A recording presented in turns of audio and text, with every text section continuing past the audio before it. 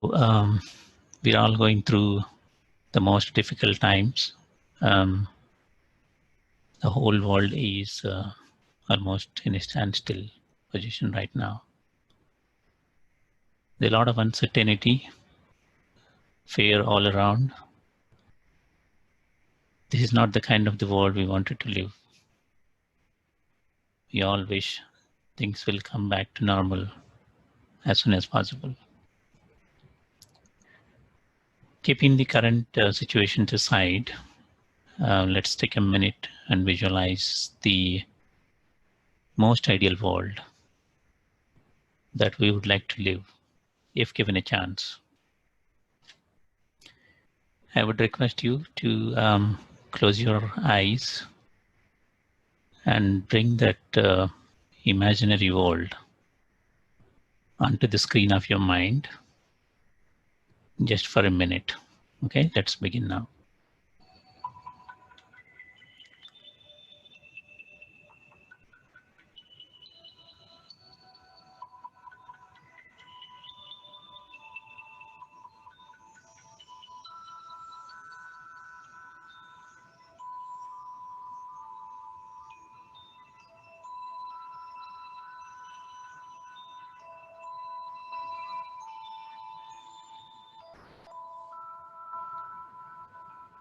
All right, so I'm sure everybody would have some kind of visual in your mind.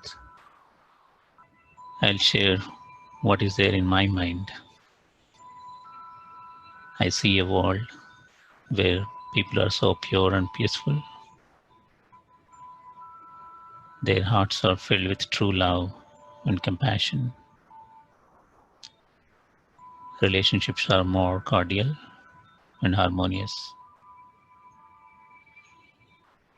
Everyone is happy and joyful. They are healthy, wealthy, and also cooperative to each other. Nature is very pleasant and perfectly balanced. Both people and animals are sharing the planet with mutual respect and living together as one big family. It's a wonderful world, is it not? I'm sure you may also have such a vision. But let's come back to the reality where we are today. In the real world, I'm sorry, there are a lot of, the current situation, what we're going through right now is viral outbreak. We have Spanish flu, Ebola, SARS, swine flu, and now Corona, and we do not know what is in store for us in the near future. There's a lot of mental health issues and physical health issues in the world today. At least 1 in 10 Americans, they are using antidepressants. 80% of the people in America, they report some kind of stress at work. And according to the American Institute of Stress, at least 120,000 people are losing their lives because of stress. The world has so much of poverty and hunger. At least 9.1 million human deaths are happening due to hunger. And 1 billion people are below the poverty line. Maybe $1.9 per day as per the definition of poverty. The violence and weapons are increasingly going upon day by day. And to your surprise, in the month of March, in the United States itself, just in 1 month, they have purchased 2 million guns, anticipating the civil agitation or some kind of riots. And then if you look at the military spending of the different governments. Just for the sake, we take the US government. $598 billion are spending for military, whereas for education, they're spending only $70 billion. That's the kind of priorities we have in this world today. There's a lot of religious intoleration, terrorism, crime, corruption, you name it, you have so many issues.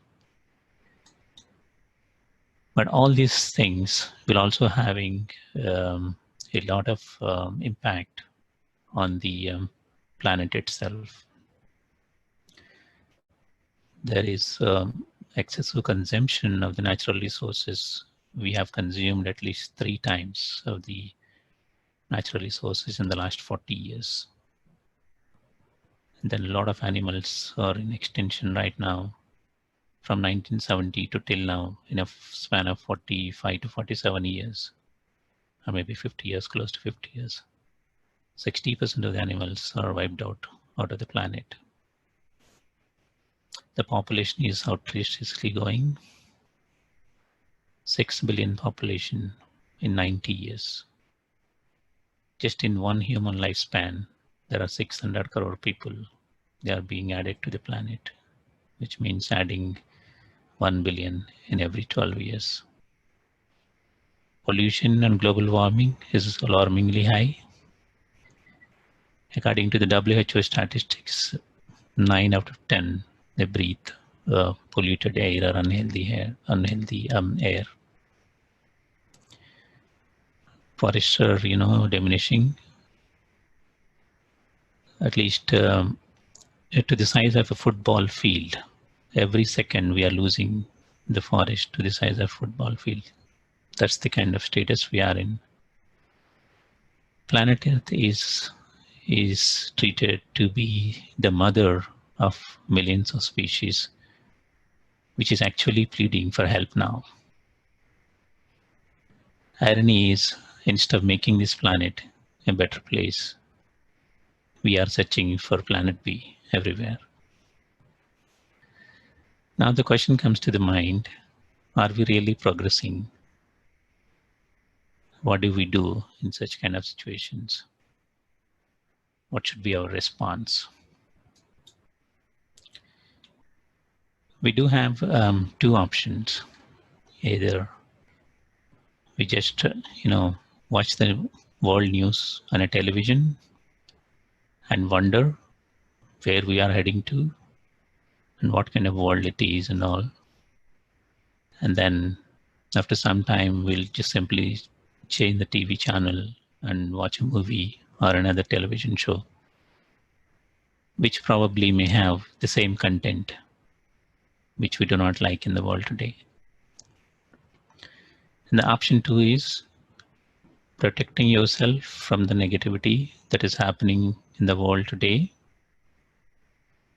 and then deciding to contribute something positively for the betterment of the world. I'm sure you have chosen the option 2. In fact, that is the reason why you are all here today in this webinar. I thank you all for making the right choice. However, there may be few people, they are still hesitant and not really sure. And in that conditions, I would ask them to do a retrospection and ask these 3 questions. Am I constantly happy with whatever I am doing? Is my struggle for livelihood crushing the life itself? Do I experience the negative emotions like fear, stress, tension, anger, jealousy, etc.? If you happen to get any of the answer as S, probably there is some work to do. So some people say we are advanced with the help of science and technology, and they believe our lives are far better now than in the past. For sure, the modern science made our life more comfortable and convenient. Agreed. And also maybe more efficient as well. But it did not really make us happy and peaceful or maybe content. Seems like the more we are advanced, the more stressful, tension, discontentment is growing within us. We may seem to be advancing scientifically, but going backwards spiritually. We can validate this just by going back 25, 30 years in your own life. If you go back and see at least 20, 30 years in your own life, you see our previous generation, when we are children, they seem to be more emotionally stronger. They may have, they may not have as many luxuries as we have, but they are more happier than us. They may not be as rich as we are, but definitely they are more benevolent than we are. They have practiced better moral and ethical standards than we do today. They are more loving and caring, tolerant. They are more content and peaceful and healthy as well. They do have more strong family relationships. Though we have nuclear families, still the relations are weak. We are more engrossed to television, mobiles, and then social media, etc. No matter how much we are earning, there is no contentment. We are easily irritated and short-tempered. So if we can observe such a contrasting difference in just a span of 30 years, imagine how life could have been in a previous era. We all know we are in Kali Yuga right now. So in the previous era, like the Upper Treta and Satyug, how life could have been. Sometimes it is a little frightening to imagine how the life is going to be for our children. So if you really want to bring a change in this world today and make it better, so something that needs to be done. So if you want to treat something, first you need to diagnose the problem. So here is what I understand the problem is. We are all undergoing a spiritual amnesia. In medical terms, amnesia means loss of memory, forgetting who really you are. So if you do not know who really you are, whom you really belong to, and where did you come from, what you're really doing here, and then that's called spiritual amnesia. So we are kind of lost. So when we are operating in such kind of state of mind, what we see is our body, and then we start seeing us as a bodily beings.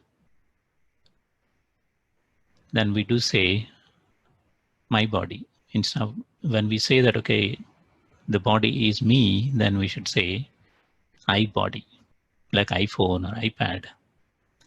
But still we say, it's my body, it's my hand, it's my head, my ears, like that, right? So if someone dies, say for example, the body still remains there, but we say he passed away, or he went to God, and we even pray, saying that may his soul rest in peace.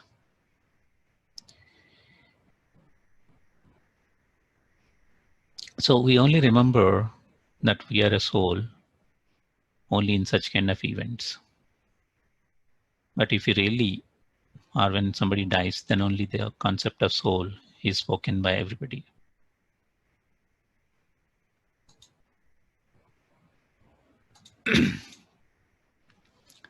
But imagine how the life would be if that consciousness is intact when you are actually living. So when you are operating with this kind of awareness, automatically fulfilling the desires of your body is going to be the highest priority. So when you start, working on fulfilling your desires, then you start having more and more attached to the body, and then you start liking your body, and that's your first sign of vice. That is your bodily attachment. When you are attached to something, obviously you also have the fear of losing it, so you will have the fear as well. Your love with your body keeps growing, and then you start saying, I'm younger, I am beautiful, I'm all those bodily descriptions. When you start giving, that's a sign of ego. So you have one more member in your family of vices. Then when you start working on your sense organs and then their demands and fulfilling all the desires that they are bringing towards you, obviously not everybody can, or not every time you will be able to fulfill all the desires or demands created by your body and sense organs. That will create some kind of frustration and then turn into anger. And then you all know when you start, believing that you're a body, everybody knows that body has an expiry date. So you are operating yourself in a limited boundaries. So then you start doing everything in that limited space of time. So that's how you start accumulating things, and then you want to grab as much as you want to. So that brings the greed within us. So likewise, you have one after the other, the vices are growing within you, then you start struggling to satisfy the needs of your body. Then you learn, it will drain you completely, your power within you, and you become so weak emotionally. So when you are completely lost, and then lost the power within you, then you lose the perspective of life and your purpose and your direction and everything, and you reach to a confused state. So to understand better why we have reached to today to this state, let us try to understand more the interplay between the soul and the matter. So as we mentioned earlier, we are souls, the spiritual beings. Our natural qualities are love, peace, purity, truth, power, bliss, and happiness. So these spiritual beings, they come to the corporeal world and taking the help of the body, that means 5 elements, they form an entity called human being. So spiritual being and then body elements together, humans together, it is called human being. The goal of taking life in a human form is to experience the rewards of life and to share and sustain the original qualities of the soul like love, peace, happiness, etc. But however, when we have the journey of life going on in this corporeal world, and then when matter starts dominating the spiritual power within us, then most of our effort will be going towards seeking the comforts, luxuries, and accumulating the material wealth and craving for the sensual pleasures, name, fame, etc., which will eventually lead us to a state of facelessness and powerlessness and then intolerance on all those vices, degradation of morality, confusion, chaos, and then finally to a state of self-destruction. If you have to understand it a little more better, let me take an example of a fine day. Say,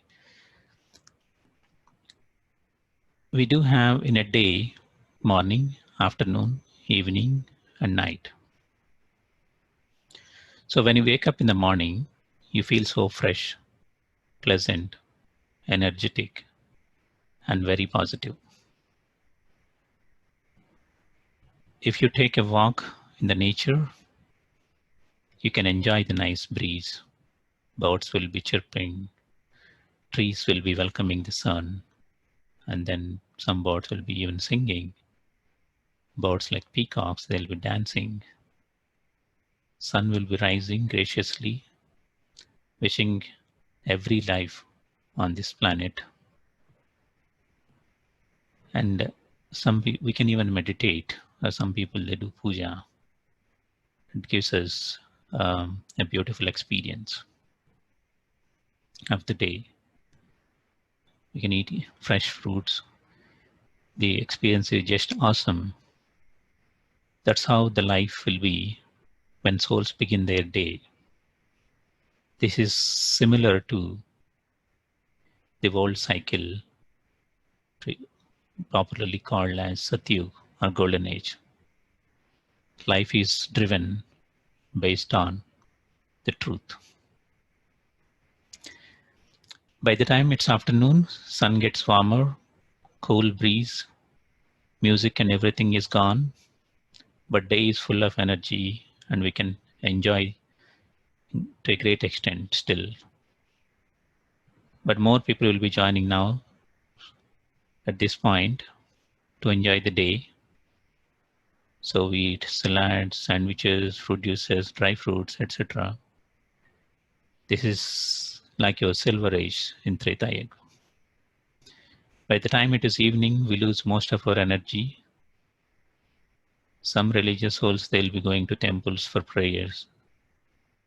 Some people, they'll be going to bars and clubs. Some people, they go home. And then we all look for some extra refreshment and entertainment as we are tried. We take sugar-rated sodas, cookies and potatoes, chips, popcorns for instant energy. We turn the television on. We fight over the channels of our preference. We debate on the choices of dinner as we differ in our tastes and preferences. This is like Dwapar Yuga or Copper Age. And the night gets darker, so our consciousness as well. Some may prefer to have, alcoholic beverages, eating meat, fish and all. Kids will go to sleep, so people tend to watch movies and TV shows that are labeled as for mature audience, turn on to social media, enjoy spicy gossiping, etc. Crave for bodily gratification will be reacting to its highest. We will be completely exhausted. This is Kali Yuga, Iron Age. Some people will party for the whole night and then they will be sleeping during the day. So they will never see how beautiful this morning walk would be, or afternoon play was.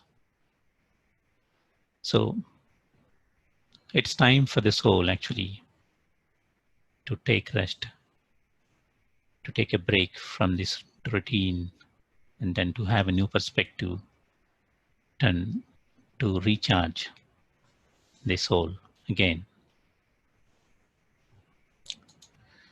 So bringing back to the consciousness of the soul is the first step if you really want to bring some kind of transformation or change within us. So all we have to do is just generate a pure thought in our mind, stating that I'm a peaceful soul.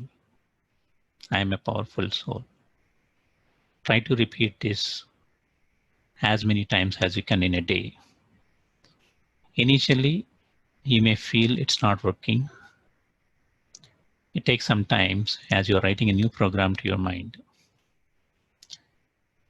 So affirm yourself with a powerful thought, and then give a visual to your thought. So anything that, say if you're, let's say if you're saying that I'm a peaceful soul, try to visualize something that means peace for you. It could be a serene or visual, like, a valley or snows, mountains, or whatever. Whatever peace means to you, just try to create a visual for you while you are repeating thought of being peaceful soul. So with this practice, over a period of time, it will manifest into reality. Then you will actually start experiencing the true nature of the soul. So all those, the negative programming, that whatever we have in our mind previously, it is fading away as we are actively working on a new program called peace. And then we are actually reactivating the forgotten virtue within the soul, that is peace. Similar way, when you come across anybody, any other person, see them as soul, treat them as soul. Like say, for example, just have a thought, he is such a nice soul. You may have differences between you, but still generate the thought that he is such a nice soul. Treat them as if they are nice souls. Then eventually, that whatever the negativity between you, it will fade away completely. And then that soul also start behaving nice with you. And it means that they are also becoming nice just because you have invoked that virtue within themselves as well. So thoughts are basically our means for the destinations. Whatever thoughts we are generating, they have the power to create our destination, our destiny. Because every thought what we create, it will generate feelings and emotions. And then these emotions and feelings are, once it is judged by your intellect, it will be turning into actions, maybe a word or an action. That action will result into some experience. That experience is stored within you as a piece of information. And then if the cycle repeated, then that becomes a habit, and that's where that's what forms your personality. So thoughts have a greater impact on the self and the environment as well. The desire that is there within you, the pure positive desire, with repetitions create a powerful vibrations, and then finally it becomes reality. And whatever we speak, whatever we do, whatever we think, that will have a bearing effect on the people around us, so that can work as blessings for other people as well. And then thoughts have healing power as well, that they heal your body and they can also heal your relationships. Most of the time, it takes only one person to heal the relationship between two people. That is probably you.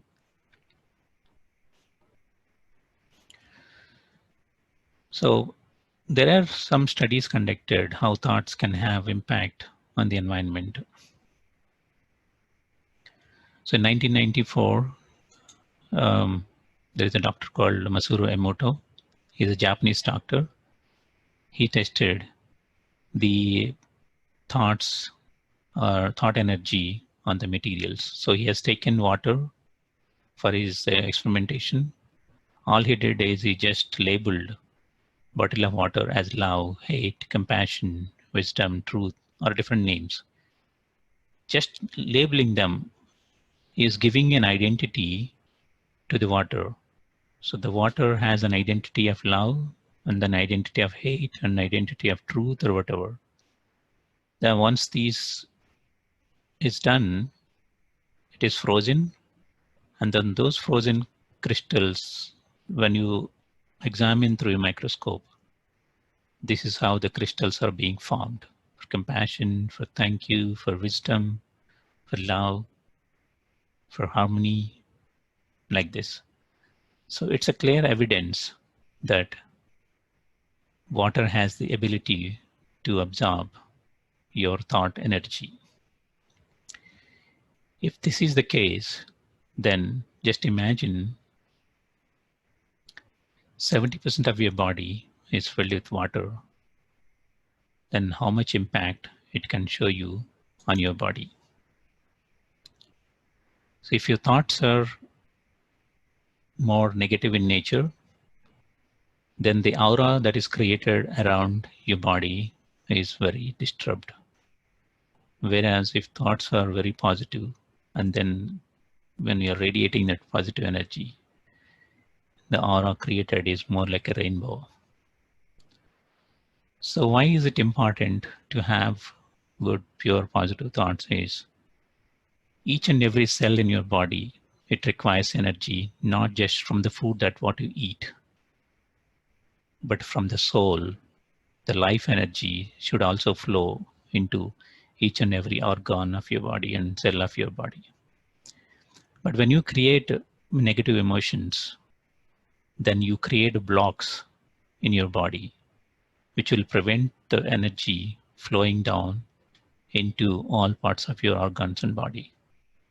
So if it happens for a prolonged period, then your health will deteriorate, and then your organs start malfunctioning, and then you'll start manifesting the physical, ailments and diseases. So that's the reason why medical science says at least 95% of the diseases are originated from the mind, psychosomatic diseases. So now, knowing this thought and its effect on the body and the environment, it calls for more precaution on what we think, because we are paying the price for what we even think.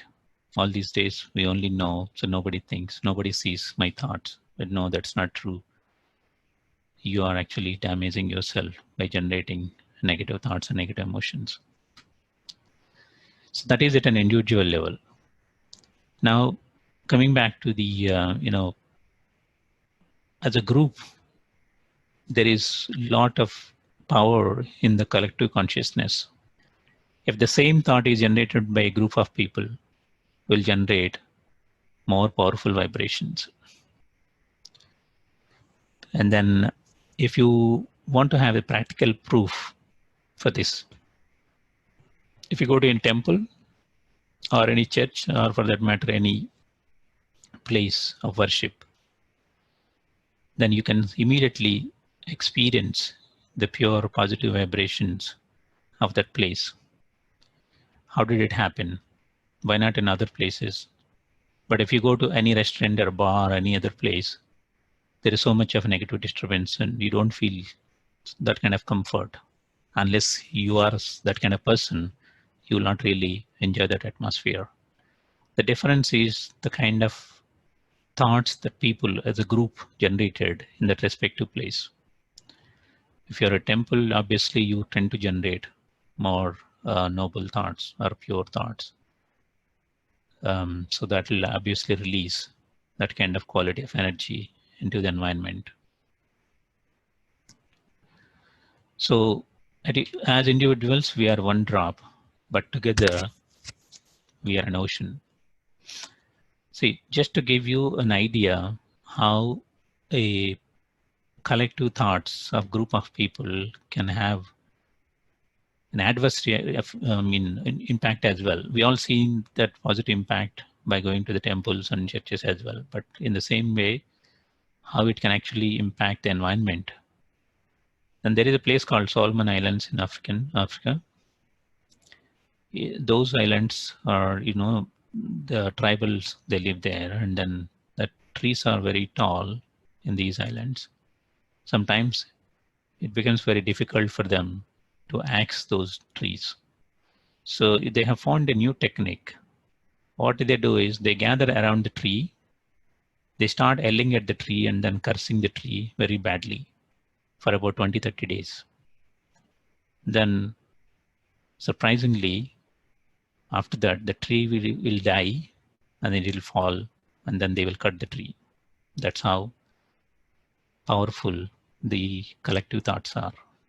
You can Google and find out Solomon Islands, and you will be really surprised with this experiment that they do on a daily basis. So if this is the case, like imagine how many kind of thoughts that we are generating a day.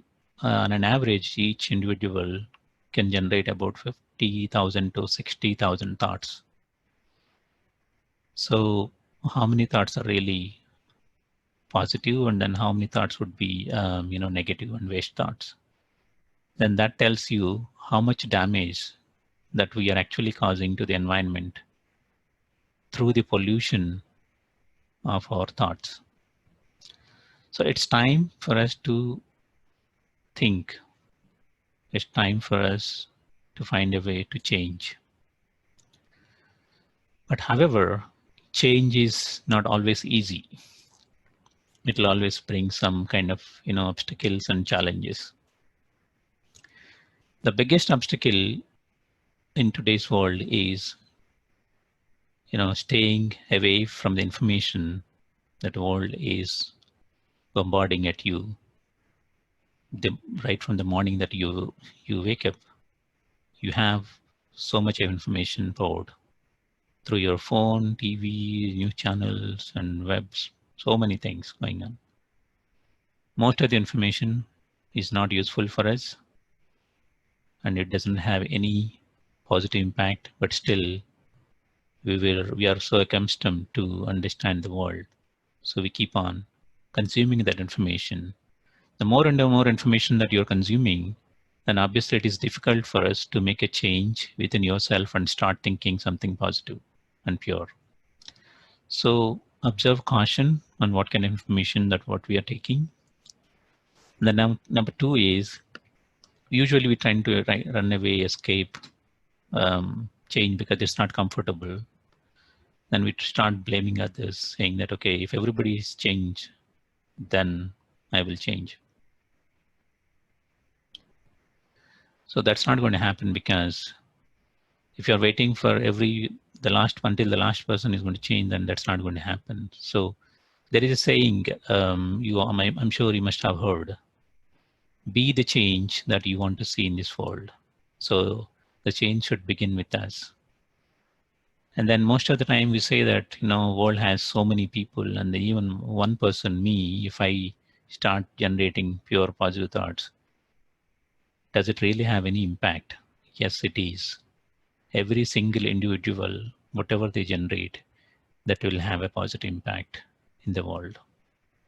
See, if a room is full of darkness, you don't need 100 candles to illuminate the room. Just one candle is good enough to bring the light into this room. The same way,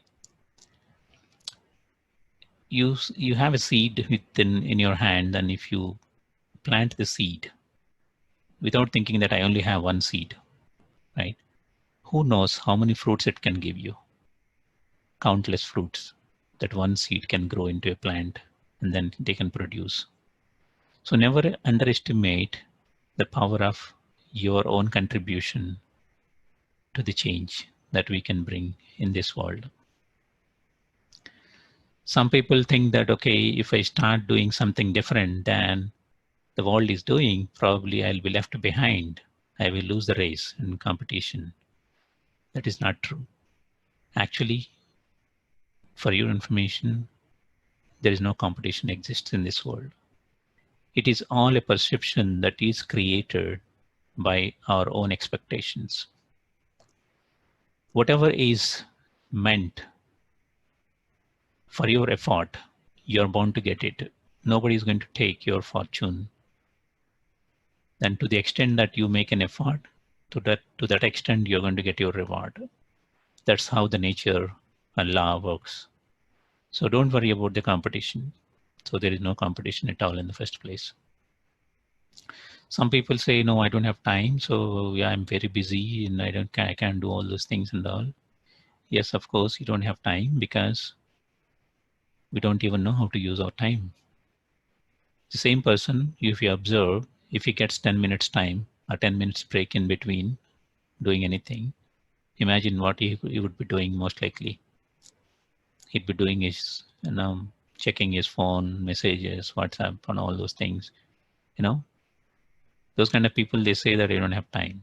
And if you give a 1-day holiday for these people, they will end up watching television whole day, sitting in their couch. So time is just an excuse.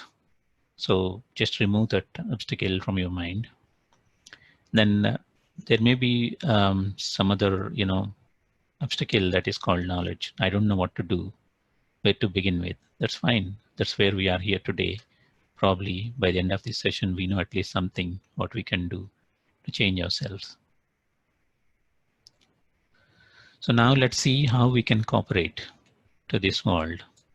There are 4 key ingredients that are required to cooperate this world.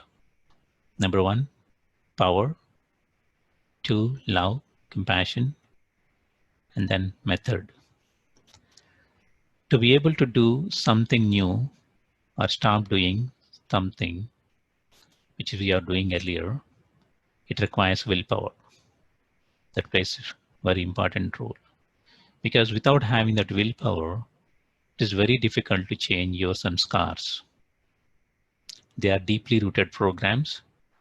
Without enough power, it is difficult to cultivate new habits, overpowering your old habits. So that's why you need power to bring in change within you. And then second thing is love. We all have love for our own self, but is it true? Statement seems rational, but do we really have love for ourselves? If so, then why would I do something which is hurting me? Meaning, why would I generate those negative thoughts, which is damaging my physical and emotional health? If I truly have love for myself, then I will not entertain any negative thoughts or waste thoughts, any negative information for that matter reaching me. I will be the last person to kill any gossip that is circulating through social media or any other platform. So show love for yourself, and then you begin cooperation with yourself automatically. Then once you have full of love, the next trait is automatically that comes into place is compassion. Because giving is getting. Okay, compassion is having that empathy and then having a strong desire to help the other person. So your thoughts, words can bring benefits to others. So you'll make benevolent thoughts for others because you're the first one to experience those thoughts. So the benefit as well, you'll experience it. So when you have love for the self, then automatically compassion is a natural trait that you're going to exhibit.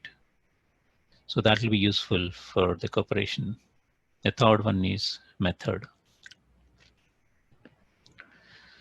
So cooperation happens in many different ways. And then even in the world today, there are a lot of charitable organizations, they are working to cooperate and then make this world a better place. So people physically, they go and contribute. Some people, they donate money and then different activities and all.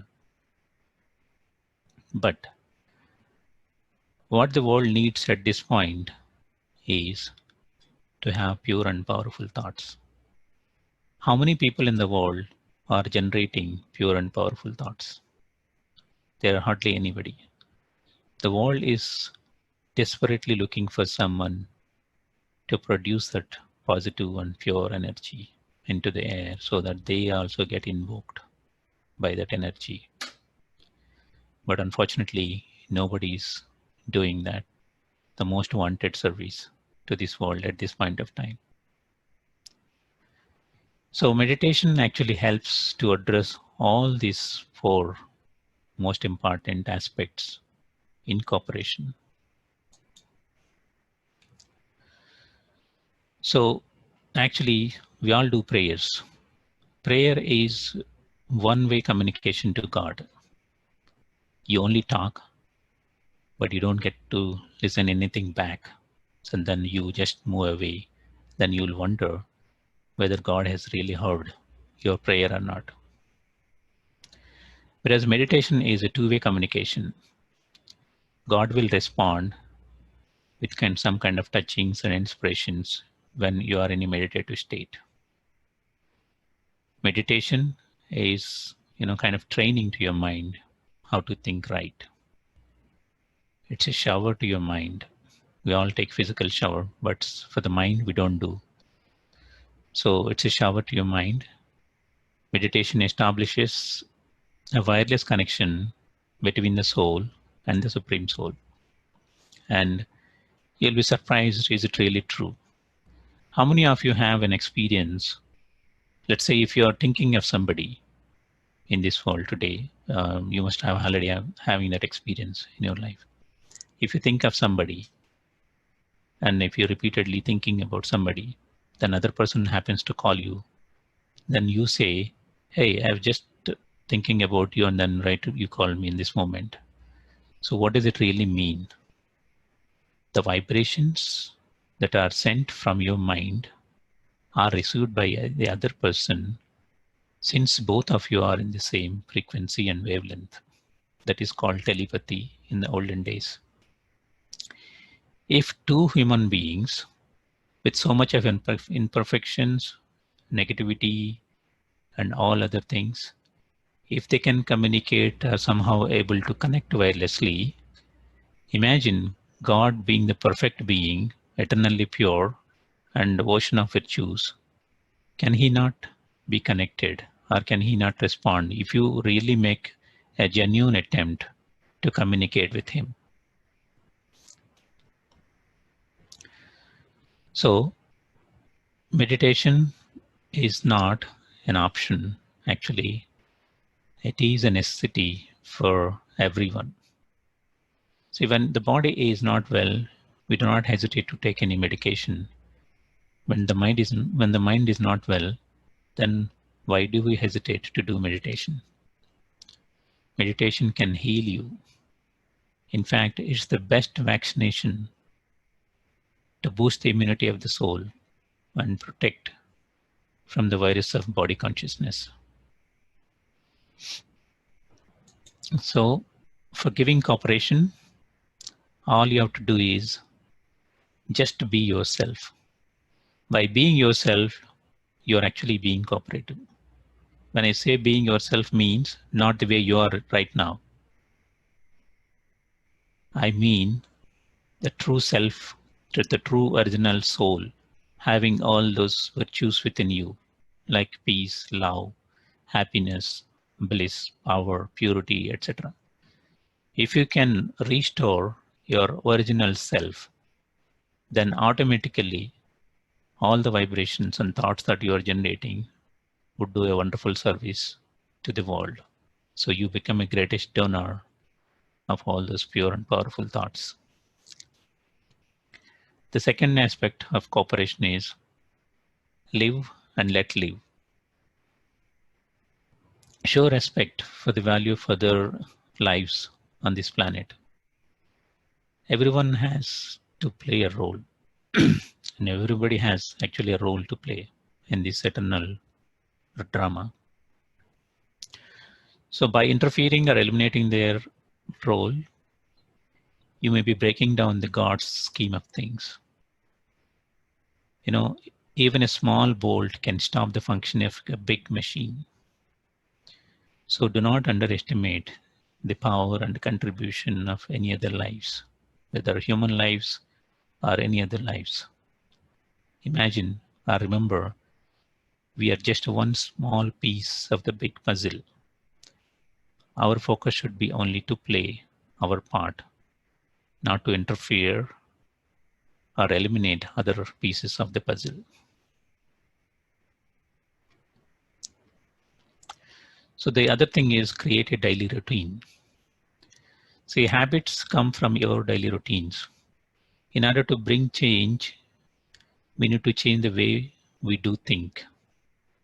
So make simple changes like waking up in the morning with an elevated thought. A simple thought like good morning, Baba. So God is, Baba means father. So God is technically all of our father. We say good morning, Baba. So that connects you personally at a personal level to the Supreme Being. And then also while you're sleeping, say good night, Baba. Keep sharing every single detail that what's going through in your life whenever you get a chance. Because if human beings can respond to the vibrations of your mind, God can easily respond to it. So become a child, like how all little children in your home, they keep coming every single detail with a lot of enthusiasm and then passion. They'll start sharing with the parent. The same way, show the same level of passion in sharing the information, what's going on in your life with your father, that is Supreme Father. Then see the magic that is happening in your life. Okay. And then whenever you're eating something, just eat by giving some pure and positive thoughts into the food. Just now, a few minutes ago, we already discussed that food or matter has the ability to absorb our thoughts. So when you're drinking something or eating something, just send some thoughts. So you are actually sending your thoughts into the food, that energy, and then you're consuming it. So your body also takes the benefit from the thoughts that what you're generating. So these are some of the little things. So you will come to know so many daily routines that you can really establish if you really happen to attend any of our sessions. So build such kind of daily simple routine, which is easy. You don't have to do anything extra. So everything you do the same way you're doing, but in a different way. The same things, but in a different way. So that will bring a lot of change in the way that we live today. Once we start having that kind of continuous conversation with a close relationship with the Supreme Father, then the directions that are given by him should be followed 100%. So when you have that courage, faith to follow the directions given by the Supreme, then imagine how your life could be. The boat of your life will be reaching to the shore very, very smoothly. Now, a bit of introduction about Brahmakumari's organization. It's a non-profit organization founded in 1937, has a global presence in 130 countries. And then we are having about 8,000 centers all over the world and having a 1 million plus practicing members of Raj Yoga meditation.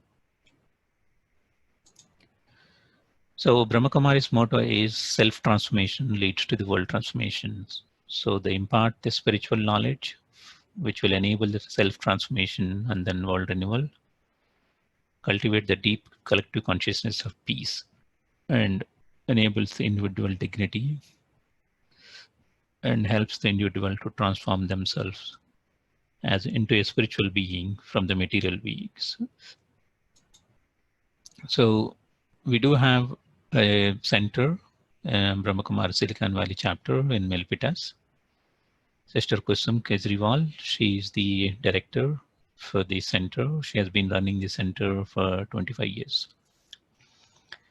Sister Kusum has very deep and powerful spiritual insights. She is a great friend, guide whenever we have problems, usually when we go and share with her, and she would immediately give her insight, which will be very beneficial for us. So we have been taking so much of sustenance from Sister Kusum. So what we do at Brahmakumari Center is all the courses, all the events that are offered at Brahmakumari's Raja Yoga Meditation Center is free, like how we are attending it today. So all the meditation courses, seminars, webinars, events, for kids, we have living value classes, parents, we have parenting classes, and then we also have retreats. In fact, tomorrow we have a retreat, the whole day, 14 hours we are going to do in silent meditation, meditative state. And sorry, I clicked on the link. So there are some events that are coming up. We have the meditation course, online meditation course. Because of COVID, we are not doing any in-person meditations. So online meditation course, which is going to start today evening at 6 p.m. So today, tomorrow, and then again next Saturday, Sunday evenings between 6 to 7 p.m. 4 hours of training will be given for doing the how to do meditation. And then for the next week, we have at the same time we have a seminar, the wholesome nourishment to heal mind and body, on 9th May at the same time. Those who wants to join this webinar, they can go and register just the way how you did today. In addition, for the world benefit and service, we are also doing every day evening at 7:30. We'll be doing a collective yoga, collective meditation.